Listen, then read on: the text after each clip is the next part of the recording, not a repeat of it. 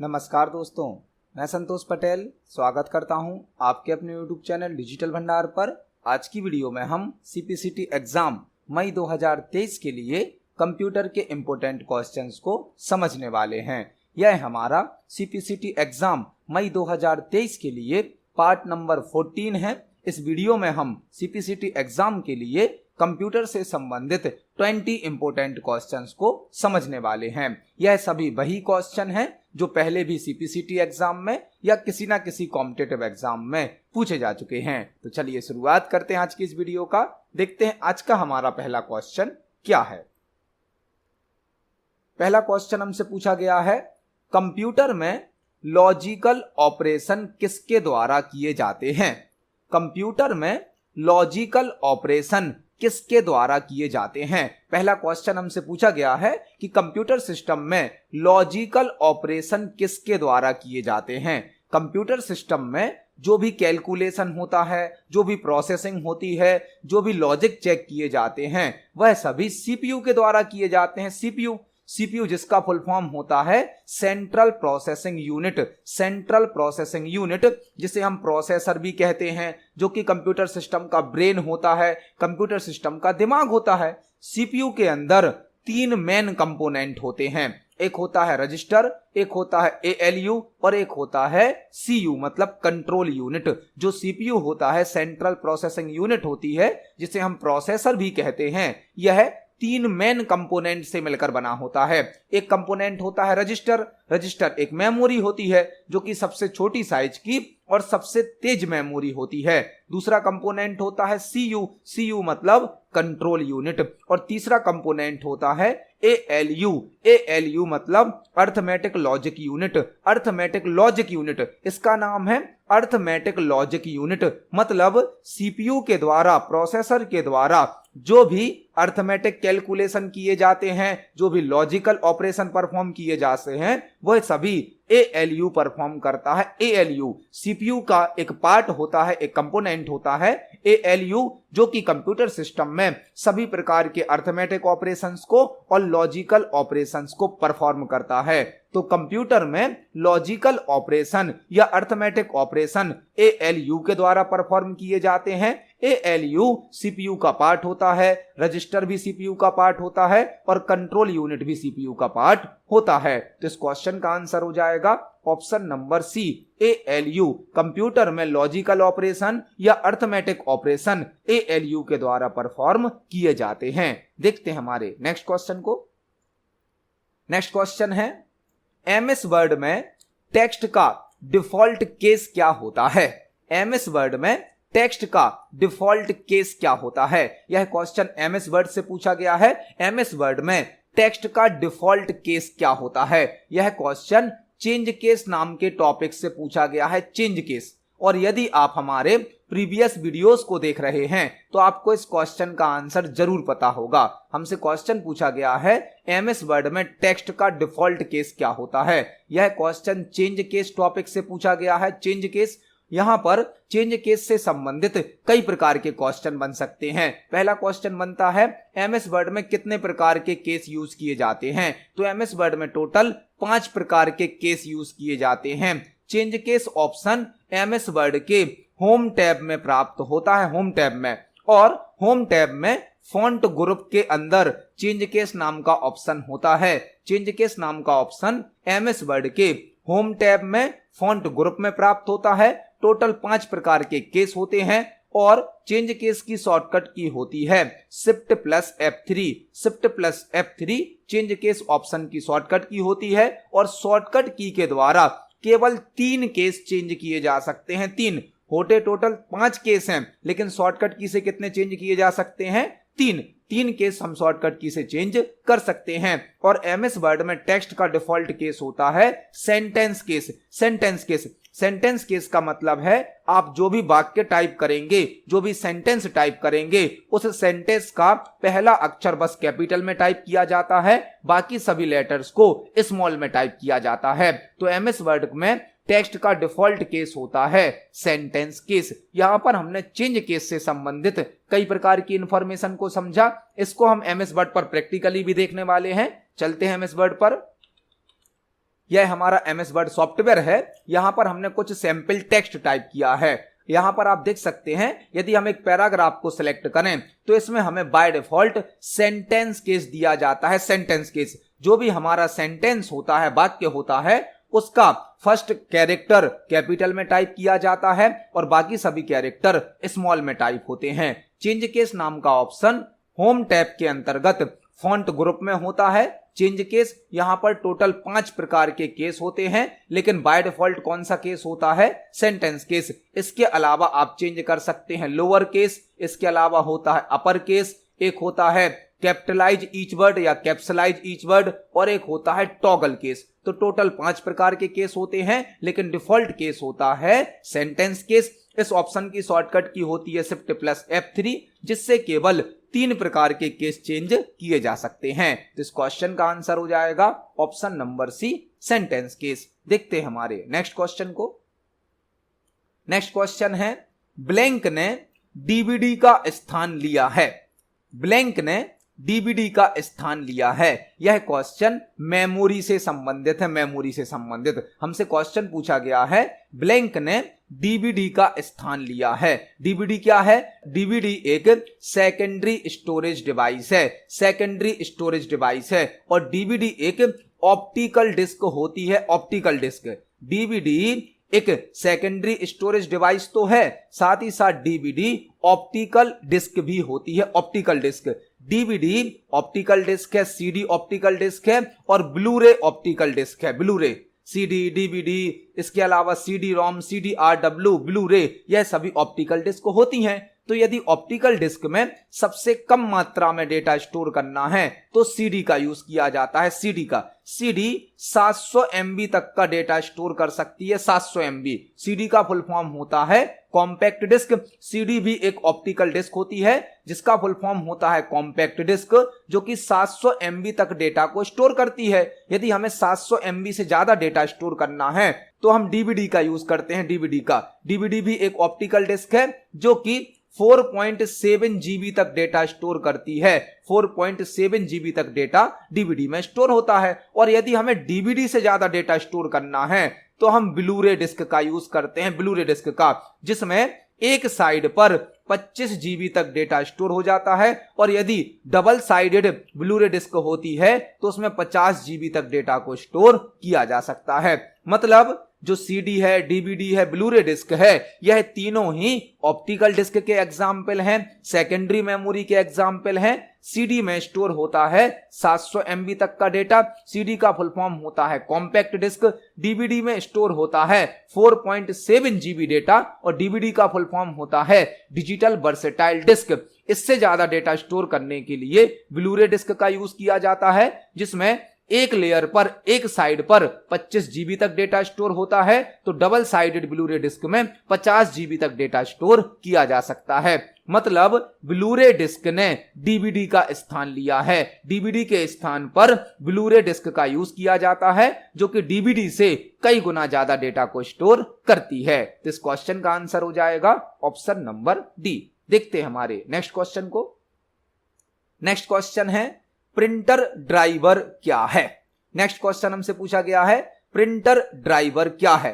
Printer का जो driver होता है वह क्या है। ऑप्शन नंबर ए है सॉफ्टवेयर, ऑप्शन नंबर बी है हार्डवेयर, ऑप्शन नंबर सी है VMware और ऑप्शन नंबर डी है मेलवेयर।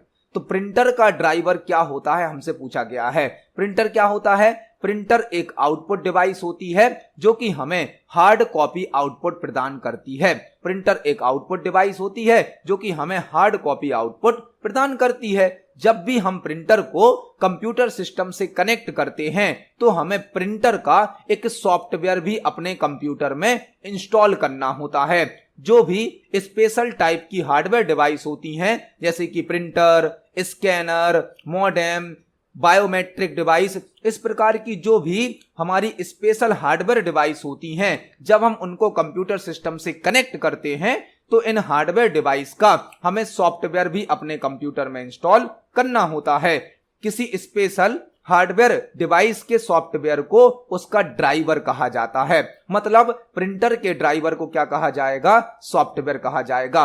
प्रिंटर का ड्राइवर, स्कैनर का ड्राइवर, मॉडेम का ड्राइवर एक सॉफ्टवेयर होता है जो कि उस डिवाइस को कंट्रोल करने की और यूज करने की सर्विस प्रोवाइड करता है। तो किसी भी स्पेशल हार्डवेयर डिवाइस के सॉफ्टवेयर को क्या कहा जाता है? ड्राइवर, जिसे हम डिवाइस ड्राइवर भी कहते हैं। डिवाइस ड्राइवर, किसी हार्डवेयर डिवाइस का जो सॉफ्टवेयर होता है उसे डिवाइस ड्राइवर कहा जाता है। तो इस क्वेश्चन का आंसर हो जाएगा option number A, printer driver एक सॉफ्टवेयर होता है।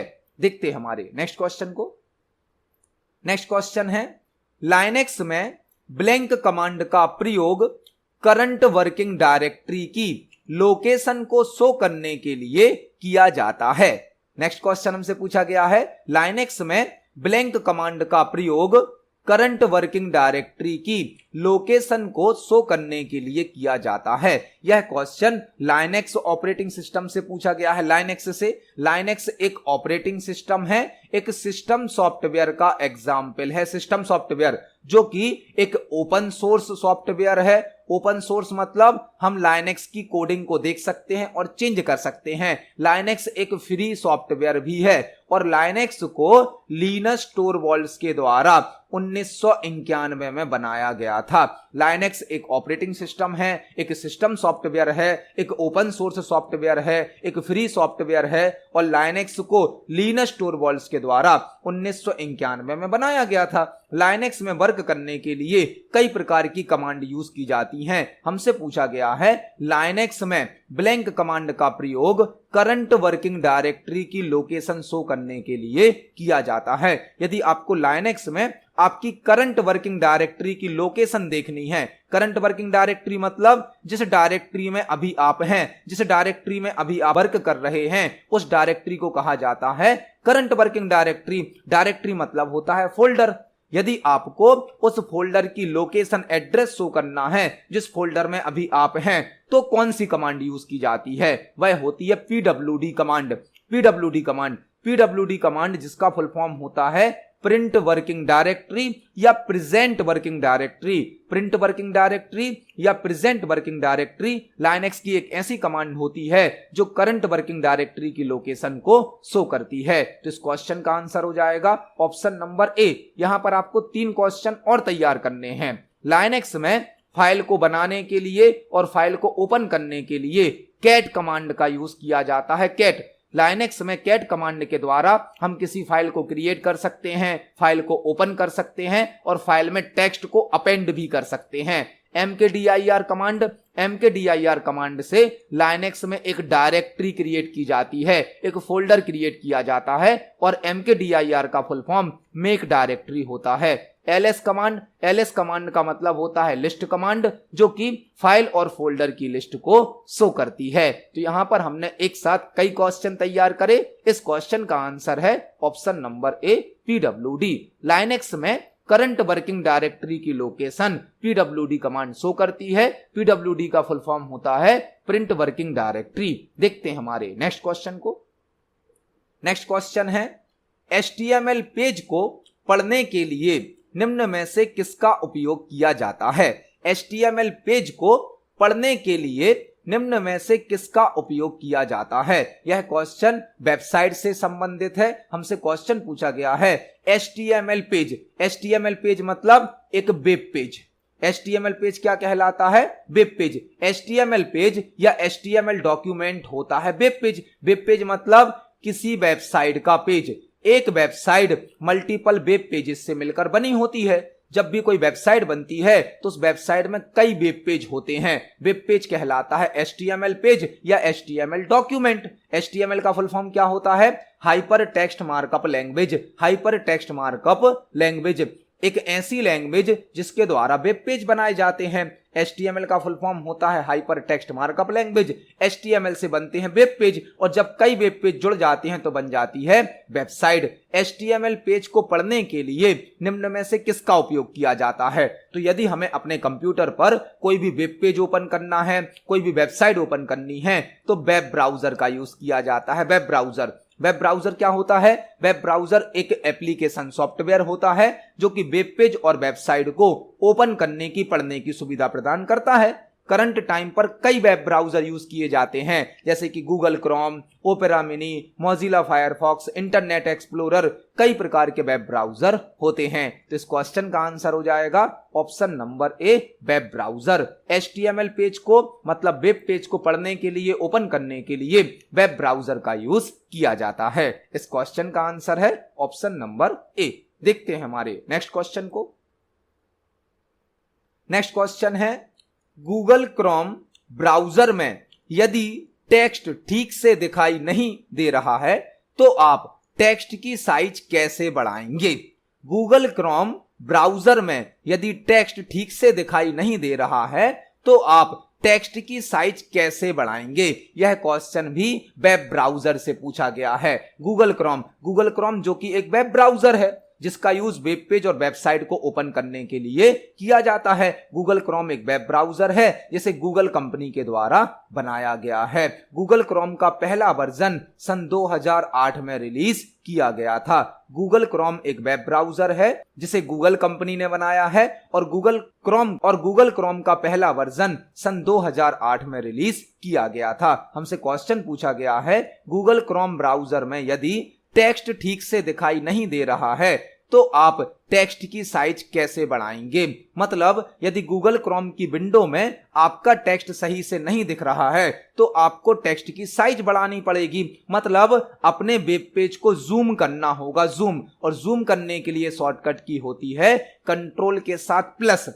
कोई भी वेब ब्राउजर में यदि आपको अपने वेब पेज को जूम करना है, टेक्स्ट की साइज को बढ़ाना है, पेज की साइज को बढ़ाना है तो आप जूम का यूज करेंगे। जूम करने के लिए कंट्रोल के साथ प्लस का यूज किया जाता है। कंट्रोल के साथ प्लस से हम वेब पेज को जूम कर सकते हैं, मतलब टेक्स्ट की साइज को बढ़ा सकते हैं। यह वर्क हम कंट्रोल के साथ स्क्रॉल से भी कर सकते हैं, कंट्रोल प्लस स्क्रॉल से। मतलब कंट्रोल की के साथ यदि हम माउस के स्क्रॉल को अप डाउन करेंगे तो भी हम वेब पेज को जूम इन और जूम आउट कर सकते हैं। इस क्वेश्चन का आंसर हो जाएगा option number D, control plus. Control के साथ प्लस की को प्रेस करके हम वेब पेज को जूम कर सकते हैं और टेक्स्ट की साइज को बढ़ा सकते हैं। इस क्वेश्चन का आंसर हो जाएगा ऑप्शन नंबर डी। देखते हैं हमारे नेक्स्ट क्वेश्चन को। नेक्स्ट क्वेश्चन है, निम्नलिखित में से कौन सा ब्राउजर माइक्रोसॉफ्ट द्वारा बनाया गया है? निम्नलिखित में से कौन सा ब्राउजर माइक्रोसॉफ्ट द्वारा बनाया गया है? वेब ब्राउजर का एक और क्वेश्चन हमें मिल गया।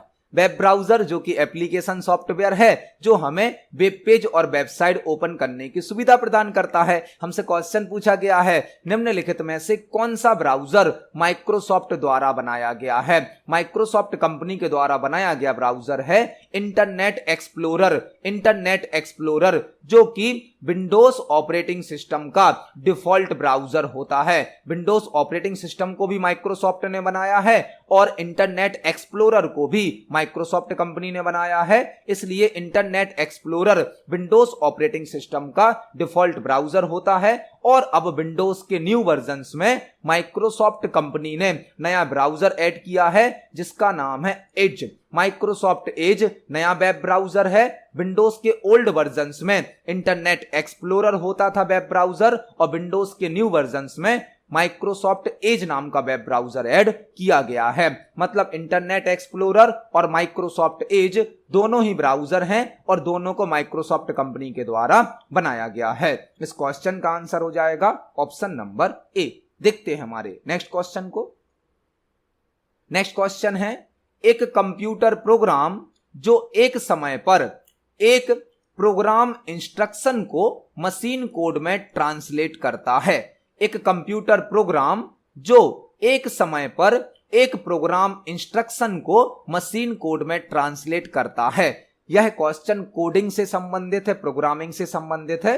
हमसे एक क्वेश्चन पूछा गया है, निम्न में से कौन एक कंप्यूटर प्रोग्राम है जो एक समय पर एक प्रोग्राम इंस्ट्रक्शन को मशीन कोड में ट्रांसलेट करता है? यह क्वेश्चन कोडिंग से संबंधित है, प्रोग्रामिंग से संबंधित है। जब भी हम कोई सॉफ्टवेयर बनाते हैं, कोई प्रोग्राम बनाते हैं तो हमें कोडिंग करनी होती है, प्रोग्रामिंग करनी होती है। कोडिंग या प्रोग्रामिंग करने के लिए कई प्रकार की प्रोग्रामिंग लैंग्वेजेस यूज की जाती हैं। प्रोग्रामिंग लैंग्वेजेस को दो कैटेगरी में बांटा गया है, एक होती हैं लो लेवल लैंग्वेज और एक होती हैं high level language. Low level language दो होती हैं, एक होती है बाइनरी लैंग्वेज जिसे हम मशीन लैंग्वेज भी कहते हैं, और एक होती है असेंबली लैंग्वेज।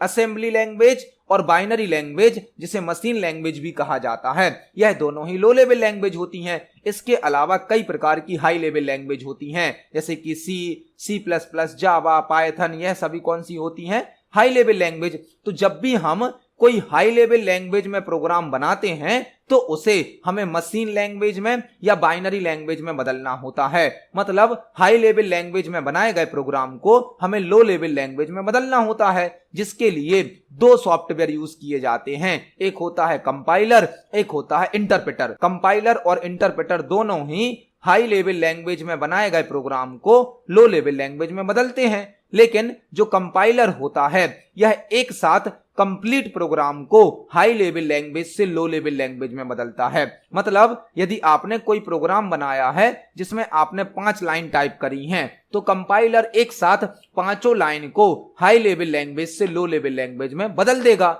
जबकि इंटरप्रेटर क्या करेगा? इंटरप्रेटर प्रोग्राम को line by line high level language से लो लेवल लैंग्वेज में बदलेगा। मतलब इस क्वेश्चन का आंसर क्या हो जाएगा? Option number A, interpreter. एक प्रोग्राम इंस्ट्रक्शन मतलब प्रोग्राम की एक लाइन को, एक निर्देश को मशीन कोड में ट्रांसलेट करता है, वह होगा interpreter. Interpreter high level language में बनाए गए प्रोग्राम को लो लेवल लैंग्वेज में तो बदलता है, लेकिन लाइन बाय लाइन बदलता है। यही हमसे क्वेश्चन में पूछा गया था। और एक होता है असेंबलर। असेंबलर क्या करता है? असेंबली लैंग्वेज में बनाए गए प्रोग्राम को मशीन लैंग्वेज में बदलने के लिए असेंबलर का यूज किया जाता है। यदि आपने असेंबली लैंग्वेज में प्रोग्राम बनाया है और आपको उसको मशीन लैंग्वेज में बदलना है, बाइनरी लैंग्वेज में बदलना है, तो उसके लिए असेंबलर का यूज किया जाता है। कंपाइलर, इंटरप्रेटर, असेंबलर, यह तीनों ही लैंग्वेज प्रोसेसर होते हैं, लैंग्वेज ट्रांसलेटर भी कहलाते हैं, और यह तीनों ही सिस्टम सॉफ्टवेयर के एग्जाम्पल होते हैं। इस क्वेश्चन का आंसर हो जाएगा ऑप्शन नंबर ए, इंटरप्रेटर। एक कंप्यूटर प्रोग्राम जो एक समय पर एक प्रोग्राम इंस्ट्रक्शन को मशीन कोड में ट्रांसलेट करता है, इंटरप्रेटर होता है। देखते हैं हमारे नेक्स्ट क्वेश्चन को। नेक्स्ट क्वेश्चन है, निम्नलिखित में से कौन सा एक ऑप्टिकल स्टोरेज नहीं है?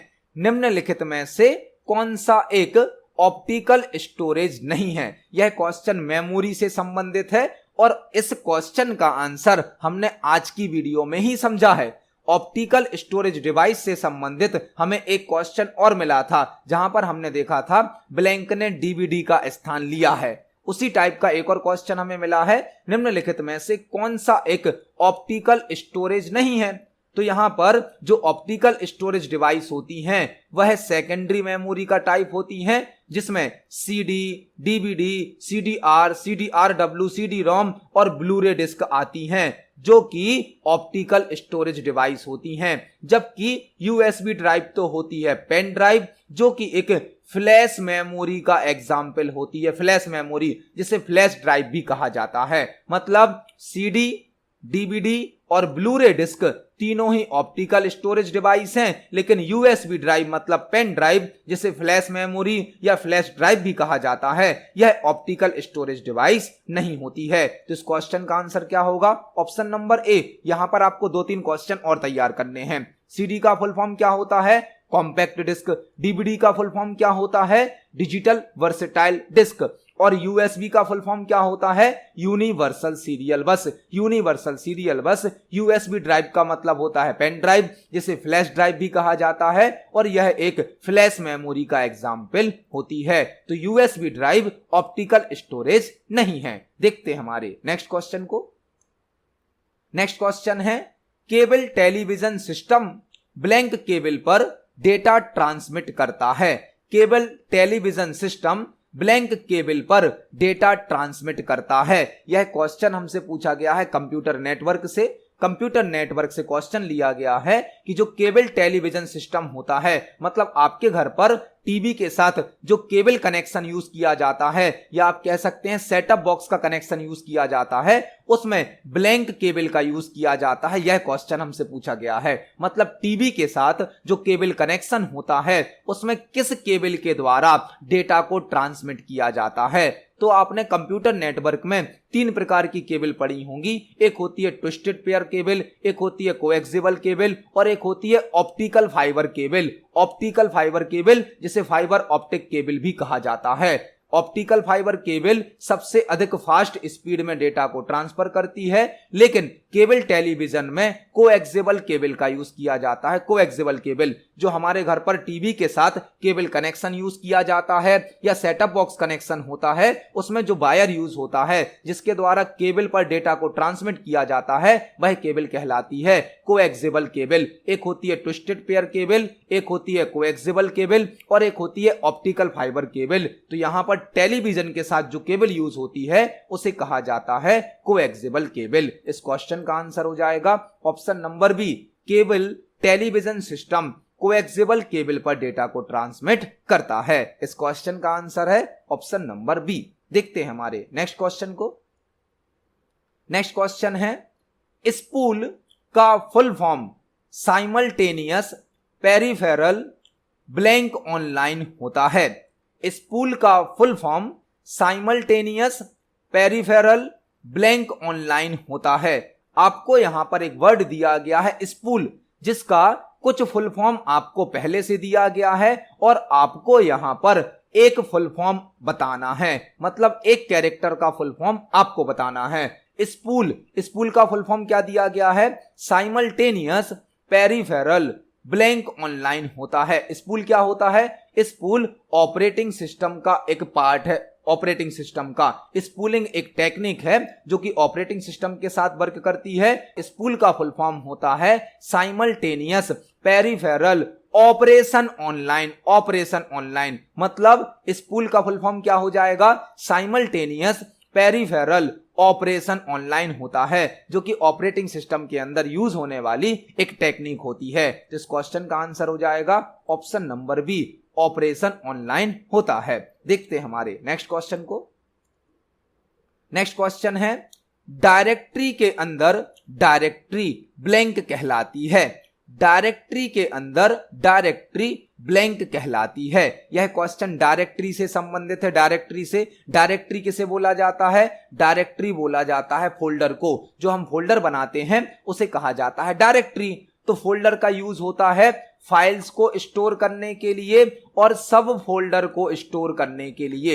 एक फोल्डर होता क्या है? एक फोल्डर मल्टीपल फाइल्स को स्टोर करता है और मल्टीपल सब फोल्डर को स्टोर करता है। मतलब एक डायरेक्टरी में मल्टीपल फाइल्स स्टोर होती हैं और मल्टीपल सब डायरेक्टरी स्टोर होती हैं। जो किसी ड्राइव पर, किसी डिवाइस पर बनने वाला पहला फोल्डर होता है, पहली डायरेक्टरी होती है, उसे कहा जाता है रूट डायरेक्टरी। और रूट डायरेक्टरी के अंदर जो डायरेक्टरी होती हैं वह कहलाती हैं सब डायरेक्टरी। सब डायरेक्टरी मतलब डायरेक्टरी के अंदर जो डायरेक्टरी होती है वह कहलाती है सब डायरेक्टरी। मतलब फोल्डर के अंदर बनने वाला फोल्डर सब फोल्डर कहलाता है। और किसी ड्राइव पर, किसी डिस्क पर जो पहला फोल्डर बनता है, मेन फोल्डर बनता है, उसे कहा जाता है रूट फोल्डर या रूट डायरेक्टरी। फोल्डर का यूज फाइल्स को व्यवस्थित करने के लिए, ऑर्गेनाइज करने के लिए किया जाता है। इस क्वेश्चन का आंसर हो जाएगा ऑप्शन नंबर डी, डायरेक्टरी के अंदर डायरेक्टरी सब डायरेक्टरी कहलाती है।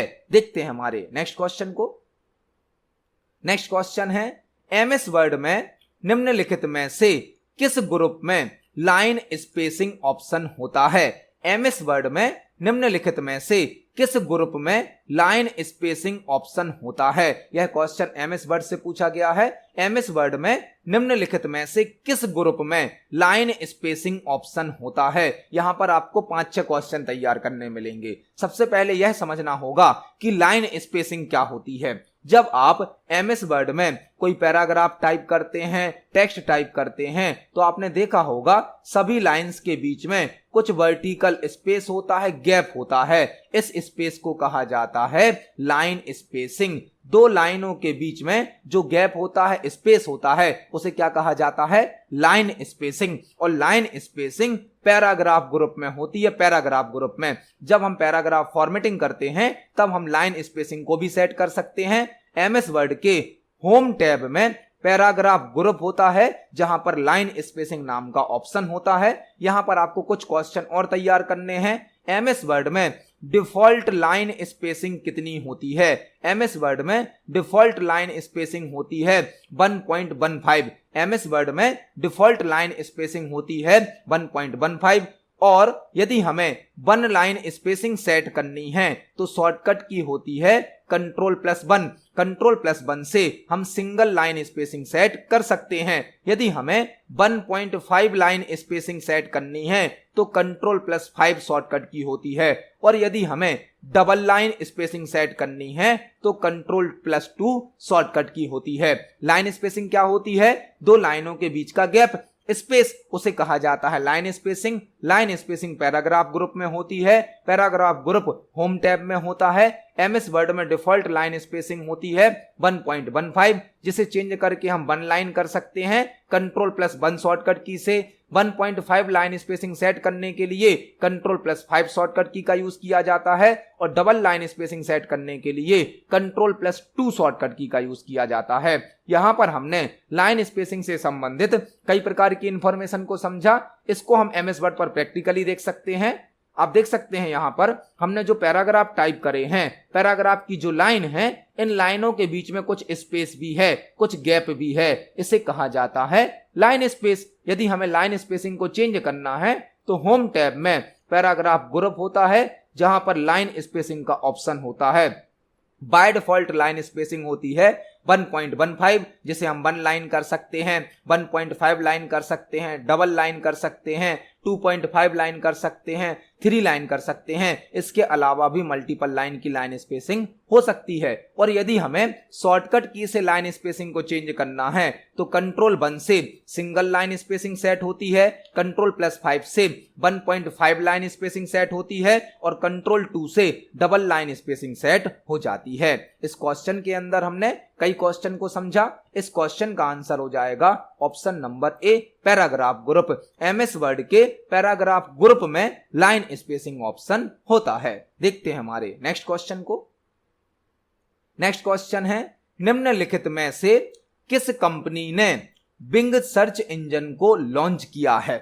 निम्नलिखित में से किस कंपनी ने बिंग सर्च इंजन को लॉन्च किया है? यह क्वेश्चन इंटरनेट से संबंधित है। हमें एक नाम दिया गया है बिंग, जो कि एक सर्च इंजन है और हमें बताना है इस सर्च इंजन को किस कंपनी ने लॉन्च किया है।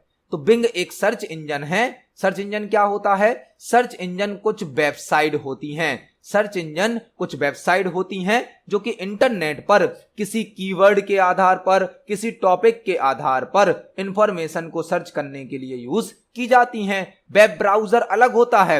वेब ब्राउजर तो एक एप्लीकेशन सॉफ्टवेयर होता है जिसका यूज वेब पेज और वेबसाइट को ओपन करने के लिए किया जाता है, जबकि सर्च इंजन कुछ वेबसाइट होती हैं जो कि टॉपिक के आधार पर इंफॉर्मेशन को सर्च करने के लिए यूज की जाती हैं। कई प्रकार के सर्च इंजन होते हैं, जैसे कि गूगल एक सर्च इंजन है, याहू एक सर्च इंजन है, ask.com एक सर्च इंजन है, बिंग एक सर्च इंजन है। हमसे क्वेश्चन पूछा गया है बिंग सर्च इंजन को किस कंपनी ने लॉन्च किया है? बिंग सर्च इंजन को बनाया है माइक्रोसॉफ्ट कंपनी ने। बिंग एक सर्च इंजन है जिसे माइक्रोसॉफ्ट कंपनी के द्वारा बनाया गया है। इस क्वेश्चन का आंसर हो जाएगा option number C, Bing search engine को माइक्रोसॉफ्ट कंपनी के द्वारा लॉन्च किया गया है। देखते हैं हमारे नेक्स्ट क्वेश्चन को।